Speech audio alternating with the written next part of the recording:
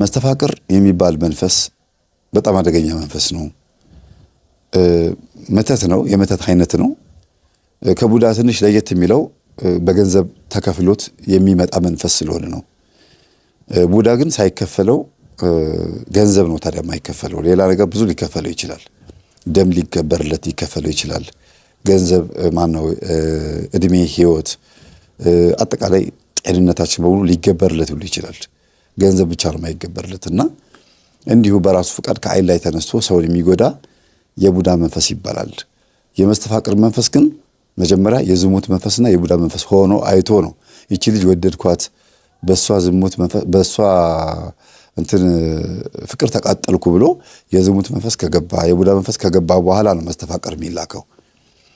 እና ይህንን ስናገር ሰምታ ጆሮ አቆሟል። በቃ እንደ አቫተር ጆሮ ግትር እንደ አህያ ጆሮ ቆሟልና ገረማት። እንዴ ባለቤቴ እኮ ሲያገባኝ እጅግ በጣም ለምኖኛል፣ እምቢ ብዬው አስቸግሬዋለሁ። እዚህ ላይ ደግሞ እየተናገረ ያለው የፍቅር ጥያቄ ተጠይቀው እምቢ ያሉ ሰዎችም የመስተፋቅር መንፈስ ለመተቱ ተጠቂ ቅርብ ናቸው። ለዚህ ነገር መጋለጥ እድላቸው ሰፊ ነው ብዬ ስናገር ሰምታ አለች።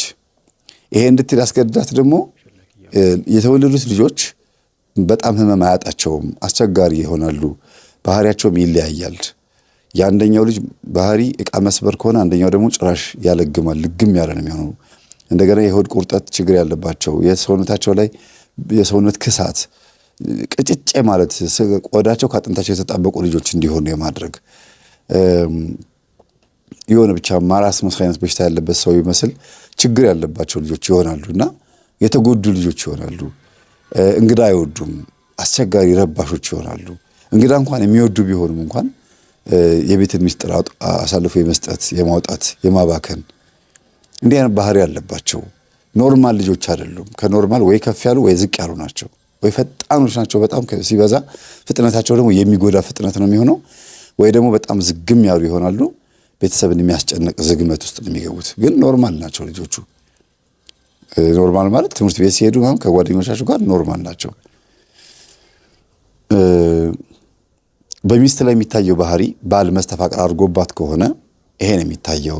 ሚስት ደግሞ በባሏ ላይ መስተፋቅር ስታደርግ ባልየው ላይ የሚታየው ይሄ ነው ብዬ ደግሞ የገለጽኩት ነገር የበለጠ በጣም አስደነገጣት። ጓደኛዋን ከሸኘቻት በኋላ በማግስቱ ትምህርቱን ማዳመጥ ጀመረች።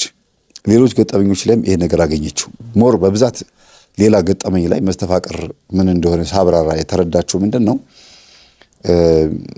ሚስት መስተፋቅር ከተደረገባት ብትደበደብም ብትሰደብም ለባሏ ተገዢ ሆና እየተቆጣች እየተነጫነጨችም እየተፋታች እየታረቀችም ቢሆን እዛው ቤት ውስጥ ነች ያለችው። ራሷን የምታገኘው እዛው ቤት ውስጥ ነው። ትህትና ነው እንዳይባል ቤተክርስቲያንም አትመጣም፣ ስድቧም አይቻልም፣ ከባድ ነው። ግን መልሳ እዛው ቤት ታራቂ ነው የምትሆነው። እንደ ጥፋተኝነት ራሷን ትቆጥራለች። እውነቱን እኮ ነው የሚል ሲስተም አይምሯ ላይ ይመጣልና ሽማግሌዎች ሊያስታርቁ ሲመጡ በቃ ዝም በይ ምናምን ብለው አፋን በማዘጋት በደለኛ እንደሆነች በመንገር እንድትታረቅ ነው የሚያደርጓት። ምናልባትም ካሳደሰ ደግሞ መስተፋቅሩን ሄዶ ሽማግሌም ሊያስፈልግ ይችላል። በመንፈሱ ጎትቶ አምጥቶ ቤት ሊያስቀምጣት ይችላል። ከታረቁ በኋላ ያው ጸብ ይደገማል። ያው ችግር እዛው ቤት ውስጥ ነው ያለው፣ ይቀጥላል። ግን ዓለማዊ እስከሆኑ ድረስ ነው። ቤተክርስቲያን እስካልተሳለሙ ድረስ ነው። መንፈሳዊ ሕይወት እስከሌላቸው ድረስ ነው የሚሆነው። ልክ ወደ እግዚአብሔር ሲቀርቡ መንፈሳዊ ሕይወት ሲጀምሩ እግዚአብሔርን ማሰብ ሲጀምሩ አጅሬው ስራውን ይጀምራል። እንዴ አልፈልግም ይላል። ከዛ ምን አይነት ሲስተም ያመጣል? ስራ ልትቀጠር ፈልጋ ከነበረ ስራ ያመጣል። ለምን? ቤተክርስቲያን እንዳትሄድ፣ እንዳታስቀድስ፣ እንዳትጾም፣ እንዳትጸልይ፣ እንዳትቆርብ፣ ንስሐ እንዳትገባ የጎደለባትን እንዲሟላላት የማድረግ ከባሏም ይሁን ባልም ከሆነ ደግሞ ከሚስቱ መስተፋቅር የተደረገበት ባልም ከሆነ ደግሞ ይብሳል። በተለይ መስተፋቅር የተደረገበት ባል ለሚስቱ ሐሳቢ ይመስል ወይም ደግሞ በጎ ነገር ጥሩ ነገር ያደረገ ይመስል ወይም ደግሞ ብቻ ይሄን በጎ ነገር በሚመስል መልኩ ሚስቱ ፊት ወይም ዘመድ ፊት፣ ሰዎች ፊት፣ ጓደኞቹ ፊት ያልተገባ በጣም ከልክ ያለፈ እንትኖች ማሳየት ይጀምራል፣ አክሽኖች ማሳየት ይጀምራል። ደሞዙን ሙሉ በሙሉ አምጥቶ ለሚስቱ ነው የሚያስረክበው። ይሄ ማለት መተሳሰብም ሊያመጣ ይችላል። ጥሩ ነው እኮ ግን ሁሉም አይደለም እንደዚህ የሚሆነው። መስተፋቅር የተደረገበት ወንድ ብዙ ጊዜ ቶሎ ወደ ቤቱ የመግባት ቶሎ ከስራ ወጥቶ አይምሮ የሚያስበው አንድና አንድ እሷን ነው። ገንዘቡን ሰጥቷት ከሰጣት በኋላ ግን ተመልሶ ሄዶ መጠጥ ቤት የመሰየም እንግዳ ሲመጣ ቤተሰቦቿ ሲመጡ አጠቃላይ የእሷ የሆኑ ቤተሰቦች ሲመጡ እነሱ ፊት እሷን ይሄ ማሸርገድ፣ የማክበር፣ የማጎብደድ እንደዚህ አይነት ባህሪዎች ይታያሉ። ከልኩ ሲያልፍ ነው ታዲያ ሁሉ ነገር ከመጠኑ ሲያልፍ ነው። ሁሉ እንደዚህ ያደረገ ወንድ በሙሉ መስተፋቅር ተደርጎበታል ማለት አይደለም። ግን ሁሉ ነገር መጠንና ልክ አለው። እንደው በጣም የገነነ ነገር ሲታይ፣ ጥሩ ያልሆኑ ነገሮች ሲታዩ ደስ አይልም። መጠርጠርም አለበት። ለምን በመንፈስ በርኩስ መንፈስ ተፋቅረው ተጋብተው ልጅ ወልደው መጨረሻቸው ምን እንደሆነ ይታወቃል። ሲኦል ነው፣ ገነት ሊሆን አይችልም። እንደገና በዚሁ መንፈስ ተጋብተው ጤንነት አይጠበቅም፣ ሰላም አይጠበቅም። በዚሁ መንፈስ ተጋብተው ቤተ ክርስቲያን ሄዶ ማስቀደስ፣ ንስሐ ገብተው ቅዱስ ቁርባን መቁረብ አይታሰብም ጭራሽ። እና ነገሮችን ማስተዋል ያስፈልጋል ብዬ ስናገር ዝም መብላ ስታስበው በወር ውስጥ ያሉትን ቀናቶች እያንዳንዱ ቀናቶች የምታዳምጣቸው ትምህርቶች የበለጠ ባሏ ማን እንደሆነ እንድታውቀው አደረጋት። የሚገርማችሁ የባሏ ጓደኛም ጭምር በዚህ አይነት ማንነት ነው ያለውና ከሚስቱ ጋር ተቀራረበች። የባሏ ጓደኛ እዛው ጎረቤት ነው። ተቀራረበችና አውቃ እነዚህን 4ቱን ቪዲዮዎች ስለ መስተፋቅር የሚያወራውን ቪዲዮዎች ጋበዘቻት እና በጣም ይገርማል። የባለቤቴን ባህሪ ነው የማየው እዚህ ውስጥ። ግን ባለቤቴ እንደዚህ የሚያደርግ አይመስለኝም። ሞር በብዛት እኔ አልፈልግም ብዬ ራሱ እንትኖቹን እሱ የሚሰጠኝን ገንዘቦች በስሜ የሚያዞሩልኝ ገንዘቦች አልፈልግም ብዬ ወደ ራሱ አካውንት የመለስኩበት ጊዜ አለ። እንደገናም ደግሞ የኔም የሆኑ ገንዘቦች ደግሞ እሱ ጋር ነበሩ። አንቺ ጋር ይቀመጡ ነው የሚለኝ እና እንደዚህ አይነት ነገሮች ስለሚያደርግ ስለምንተሳሰብ ይሄ የመስተፋቅር አይመስለኝም መተሳሰብ ነው ብላ ትነግራታለች። ኦኬ ጥሩ ነው ብትልና አጀንዳ ለመጀመሪያ ጊዜ ትገዛና አጀንዳ መከተብ ትጀምራለች። ግን ስትጽፈው ወደ ኋላ ሄዳ ከአንድ ወር ጀምራ ነው የጻፈችው። በዚህ ቀን እንዲህ አይነት ገጠመኝ አግኝቼ እንደዚህ አዳመጥቼ ባሌን ለመጀመሪያ ጊዜ ጠረጠርኩት። ቀጥሎ ደግሞ ልጆቼን ሳስብ እንደገና ባሌን ደግሞ የበለጠ ጠረጠርኩት። ይሄን እኔ ላይ ያለውን ባህሪ ሳይ ደግሞ እንደዚህ ያለች በቀን ያዳመጠቻቸውን ልክ እለቷ ላይ ስትደርስ ምን አደረገች? ከዚህ ሰዓት ጀምሮ ደግሞ ያለውን እንደ አዲስ መከተብ ጀመረች ማለት ነው። ይሄን የምነግራችሁ የዚህ ገጠመኝ ዋና አከርካሪ ይሄ ዲያሪ ስለሆነ ነው እና በየቀኑ የምታየውን ነገር ባሏ ላይ የምታየውን ነገር ወይም የምትጠይቀውን ጥያቄ እንዴት እንደሚመልስላት እየመጣች ትጽፈዋለች። አንድ ሁለቱን ልንገራችሁ። ማታ ሲመጣ ቤቱን ቡና አፍልታ ሳር ጎዝጉዛ ፏ አርጋ ጠበቀችው። ለምን? መንፈሱ የሚፈልገው ምን እንደሆነ እየገባት መጣ። እናቱ ምን እንደሚያመልኩ ቤተሰቦቹ ምን አይነት እንደሆኑ አጠቃላይ እየገባት ስለመጣ እስቲ ቆይ ይሄ ነገር ሳረግ ምን አይነት ስሜት ይሰማዋል ብላ በጣም ፏ አርጋ ጠበቀችውና ደስ አለው። በቃ ብራይት ሆነ። ሚስቴ ዛሬ ምን ተገኘ ምናምን አለ። የኔ ባል እንዴ ትፈልጋለህ? እንደዚያ እኔ እኮ ዛሬ እኮ በቃ ይሄን እንደዚህ ሳረግ በህልሜ ስላየሁኝ ነው። እንደዛማ ከሆነ በቃ የእናቴ አባቴ አምላክ ረድቶሻል አላት። ማን ነው እሱ የእናቴ አባቴ አምላክ? አይ እናቴ ስለምትል ነው አለና እጥፍ አደረገው። ያው ከራማ መሆኑ ነው የእናቴ አባቴ አምላክና ከዛ ቡናውን ጠጡ። አፈላችለት። ሳትፈልግ ነው የጠጣችው። ቡና ቆማ ነበረ። ነገሮች ዝግትግት አድርጋ ነበረ። ከዛ በጣም የሚገርማችሁ ነገር ይህንን የቡና ያፈላችበትን ቀን ጻፈችው። በሚቀጥለውም ቀን ቡና ሳታፈላ ስትጠብቀው እንዴ ዛሬ ቡና የለም እንዴ አላት። በየቀኑ እንዳፈላ ትፈልጋለህ አለችው። ቢሆን ደስ ይለኛል አላት። አረግልሃለሁ አለችውና ለአንድ ሳምንት ያክል ተከታታይ በቀን ቡና ፈላችለት እና አምሽቶ ነበር የሚመጣው። አሁን ቡናውን ፍለጋ ቶሎ መምጣት ጀመረ። ቡና ትወድ ነበር እንዴ እኔ ባላለች እኔ እኮ ደስ ይለኛል እኔ እኮ ይሄን ያክል ፍላጎት እንዳለ አላወኩም ወንድሞቼ እንዳለ እንደዚህ ናቸው ቤታቸው ሲገቡ ሚስታቸው ታፈላላቸዋለች እኔ ግን አንቺን መጫን ሳልፈለኩኝ ነው ይላታል አይ ችግር የለውም ስለዚህ እየጠጣህ ነው የምትመጣው እነሱ ጋር ስትለው አዎ እንደዚህ እያሉ እየተቀራረቡ ምን እያሉ አንድ ቀን ዜና የታየ በዜናው መካከል ላይ የዘረኝነት ጦርነት ተነሳና እኮ የርኩስ መንፈስ ስራ እኮ ነው ርኩስ መንፈስ እኮ እንደዚህ ሰዎችን የሚያገዳድላቸው ስትለው ጊዜ በሰይጣን አታሳቢ ሰይጣን በአሁኑ ሰዓት ጨዋ ሆኖ እጁን አጣምሮ ቁጭ ብሎ ስራ እየሰራ ነው ሰው ራሱ ሰይጣን ሆኗል አላት ልክ ነህ አለችና ጻፈችው አጀንዳዋ ላይ እና እሱ ፊት ግን አይደለም የምትጽፈው እና ቀስ እያለች እያንዳንዱን ቀን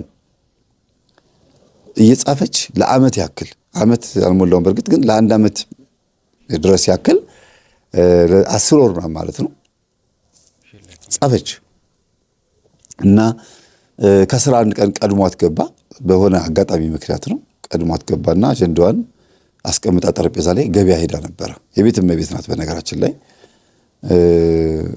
ገበያ ሄዳ አስቀምጣ ነበርና ገልጦ ሲያየው ደነገጠ ዲያሪ ይላል ቀኑን ሲያየው አንድ አመት ሊሞላው ነው እያንዳንዱን እያነበበ ግማሽ ላይ ደረሰ መጣችበት አጥፎ አስቀመጠውና ወደ ሌላ ቦታ ከባ ለምን ይሄን አጀንዳ ተሳስታ እዚህ እንዳስቀመጠችው ገብቶታል እዛው ፊት ለፊት ቁጭ ብሎ ከጠበቃት አጀንዳውን አይቶብኛል ብላ ስለምታስብ ትደብቅብኛለች ብሎ አስቦ ነው ስለዚህ ወደ ሌላ ክፍል ገባ መጣሽ እንዴ ምናምን አታ መጣው ተበልሶ ሲመጣ ግን ከገባበት ክፍል ተመልሶ ሲመጣ ጠረጴዛ ላይ አጀንዳ የለም ደንግጣ አንስተዋለች ማለት ነው እና እዚህ ጠረጴዛ ላይ ዕቃ አግኝታ ነበር ስትለው ኧረ እኔ ምን ማለት ቀጥታ እንደመጣው መኝታ ክፍል የገባው ታራት ከዛ ደንግጧል እና ዕቃ ግዢልኝ ብሏት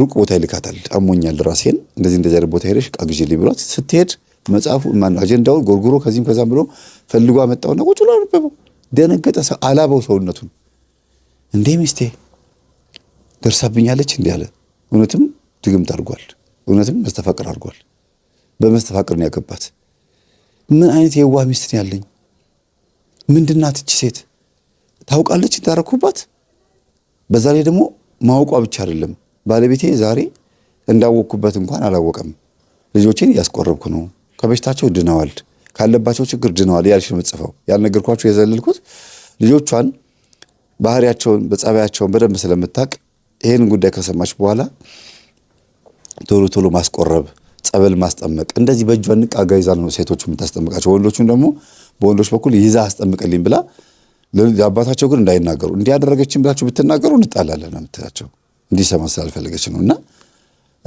ግን ተጠምቀው በመጡበት ቆርቦ በመጡበት ቀን ማታ ይጣላሉ አባትና ልጆች ይጣሉና ይመታቸዋል አትምታቸው ትላለች ለምን ደግሞ አልመታቸው አባት እኮ ነኝ እሷ ስለቆረቡ ነው አትምታቸው የምትለው ቆረቡ ብላ ግን መናገር አልፈለገችም መንፈስ መቆረባቸውን ማወቅ ያለበት ሳንናገር ነው ብላ ታስባለች ጎበዝ ናት ልክ ናት እኮ የሚገርማችሁ ለምን ትመታቸዋለህ ምን አደረጉ አታቸው እንደሚያርጉት እኮ ተዋቸው ልጆች ናቸው አትምታቸው አንቺ ደግሞ ያምሻል ችግር አለብሽ ከመቼ ወዲህ ነው ደግሞ አንቺ ያለበሽ የምትቀጠቀጫቸው እውነትም የሚገርማችሁ ነገር ልጆቹን በደንብ የምትገርፈው እሷ ነች ቀጥቅጥ ነው የምታደርጋቸው ያው አጅሮ ነው ላይ ያለው ነው እንደዚህ የሚያደርገውና በቃ እኔ ትቻለሁ መምታት አቆሚያለሁ አለች ለምን በምክንያት አላት እና እንዲህ ያለ ነገሮችን ያደርግ ነበር አሁን ግን ያንን ትጽፋው አገኘው አጀንዳው ላይ ባለቤቴ እኮ ልጆቼን ሲመታ የነበረበት ቀን ላይ ቆርበዋል እዳ እንዳይሆንበት ብዬ ነው ልጆቼም ደግሞ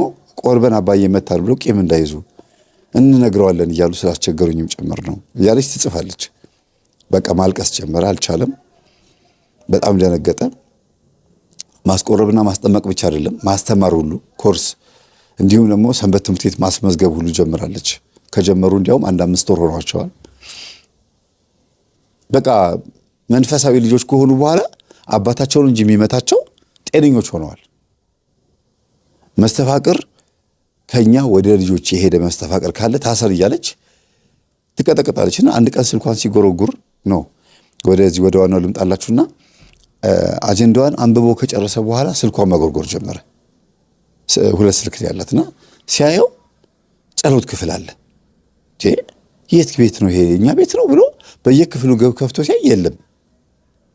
እያንዳንዱ ክፍል ሲገባ ይሄ ዲኮሬሽኑም ስዕሉም መጽሐፉም የለም። ማን ቤት ነው? የኛ ቤት ይመስላል አለና ገብቶ ግድግዳውን ሲያስተያየው አለ። ግድግዳው ላይ አንዳንድ ነገሮች አሉ። ስትጸልይ ብቻ ነው ሴትዮ ስዕሉ የምትሰቅለው እንዳለቀባት። ስለዚህ የሆነ ነገር አለ። አንድ የሆነ እኔ እንዳላቅ የፈለገችበት ምክንያት አለ። አሁን ሳልወረድ ቶሎ ብዬ ጉዳዮችን በሰላም መጨረስ አለብኝ ብሎ ተደብቆ አንዳንድ ነገሮችን ማየት ፈለገ፣ ግን አልቻለም።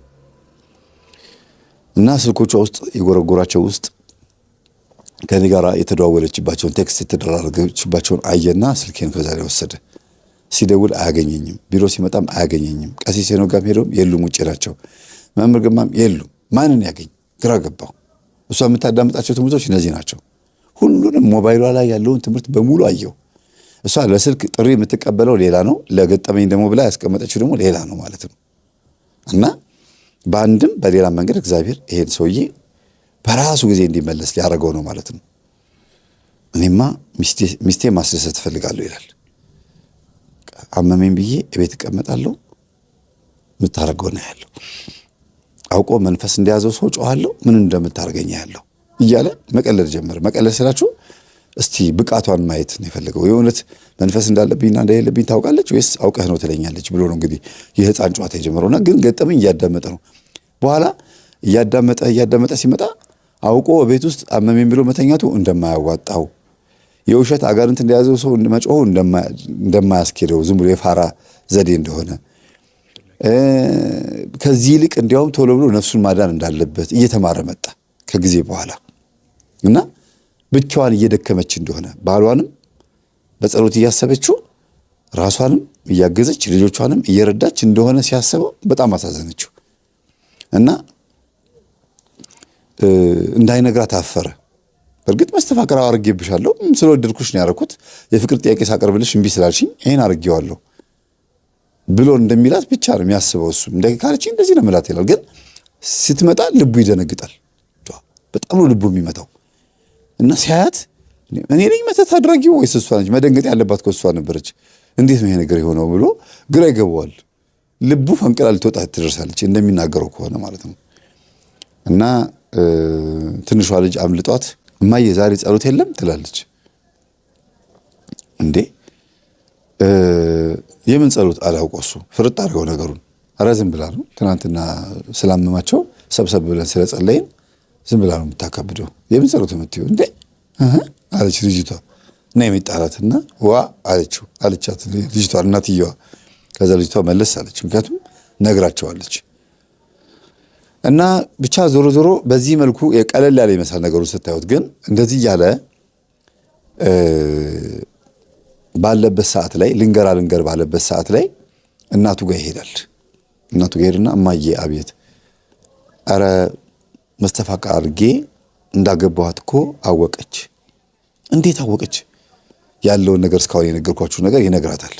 ለእናትየው ማለት ይነግራቸዋልና ለዚህማ መድኃኒት አለው እንዴ ማየ ምን ልታረጊ ነው? እሷ እኮ ልጆቼ እንዲድኑ አደረገች፣ ለኔም እየጸለየችልኝ ነው። እና አወቀች ማለት እኮ ትጎዳኛለች ማለት አይደለም። ጥላኛ አትሄድም። እንዲያውም ባሌ መስተፋቅር ያደረገብኝ እኮ ስለወደደኝ ነው ብላ ሁሉ ጽፋለች ብሎ አሳያቸው። አጀንዳው ላይ በፎቶ አንስቶት ነበረ። እያንዳንዱ ፔጅ ፎቶ አንስቶታል። ሲያሳየኝም በጣም ነው የደነገጥኩት። የእጅ ጽሁፏ ደግሞ ሲያምር ኮምፒውተር ነው የሚመስለው። ያው በጣም አሪፍ የእጅ ጽሁፍ ያላቸው ሰዎች አላቸው አይደል?